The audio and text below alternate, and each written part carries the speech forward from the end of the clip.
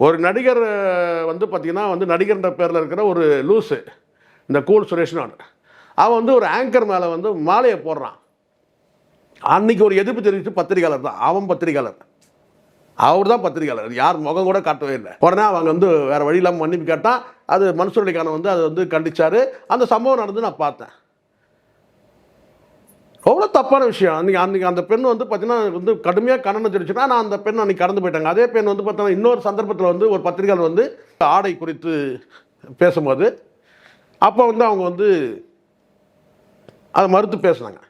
அங்கேயும் அந்த பெண்ணுக்கும் பாரபட்ச பார்வை தான் இருந்தது.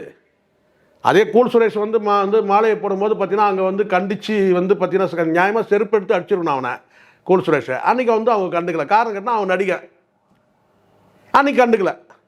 அன்றைக்கி குரல் கொடுத்தது பத்திரிகையாளர் தான் குரல் கொடுத்தான். ஆனால் அதே இன்னொரு பத்திரிகையாளர் வந்து பார்த்தீங்கன்னா வந்து அவங்க ஆடை குறித்து கேட்டபோது அந்தம்மா வந்து கண்டித்து பேசுனாங்க. இதுதான் பாரபட்சன்ற நான். இந்த பாரபட்சம் தான் யாருக்குமே இருக்கக்கூடாது. அது யார் பாதிக்கப்பட்டவங்களும் இருக்கக்கூடாது, பாதிப்பை ஏற்படுத்துறவங்களுக்கும் அந்த இருக்கக்கூடாது, அந்த பார்வை இருக்கக்கூடாது.